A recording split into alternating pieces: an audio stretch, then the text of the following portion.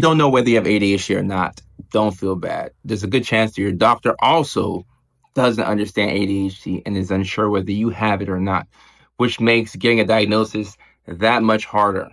Because, first of all, you have to have an inclination that you may have ADHD, and maybe you know somebody who has it, and you compare your behavior to them, and you start to think to yourself, I may have ADHD.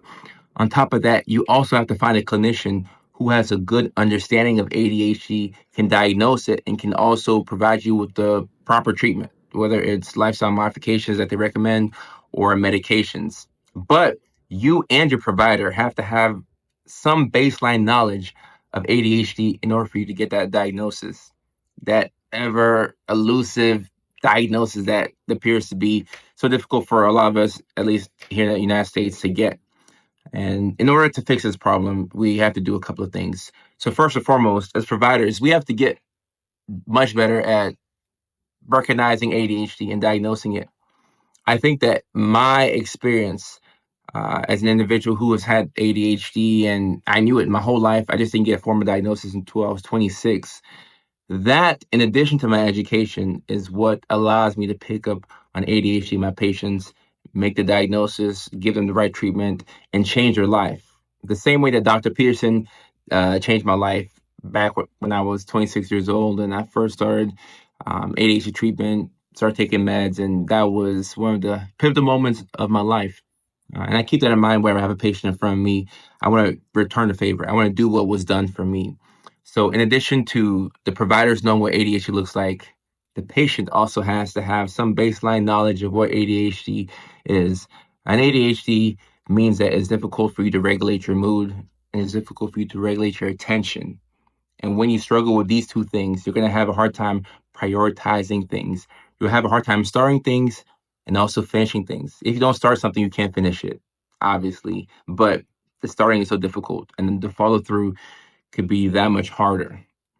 For providers, if you're a provider and you want to get better at recognizing ADHD, I advise that you sign up for the Psych NP Bootcamp. A good friend of mine, Dr. Lindsay Hill, is running a boot camp where she helps providers recognize the signs and symptoms of key mental health conditions, ADHD being one of them. So the link is going to be right here if you want to learn about this boot camp. On the other side, if you are a patient or you're somebody who you think you may have ADHD, a self-diagnosis, in my opinion, is still valid. Is valid, and I still would prefer that we get the self-diagnosis validated by a healthcare professional. So if you think you have ADHD or if you think you're autistic, there's nothing wrong with that. I think it's a good thing to, you know, see yourself through the lens of a mental health condition that you relate to, right? You feel like you have this condition, that's cool. But if we can, and I know it's hard to get diagnosis, so I'm not gonna, hold it over y'all's heads if you can't do it. But if you can, um, getting a second opinion, so to say, or getting an official diagnosis from a legitimate healthcare professional will just further validate your feelings and your thoughts. And that way, we know that it's good money. This is the condition that you have. Once we know that you have this condition, we can start implementing an action plan that can position you for success. Because that's the goal. We want to first survive, but after we're out of survival mode, it's time to live life.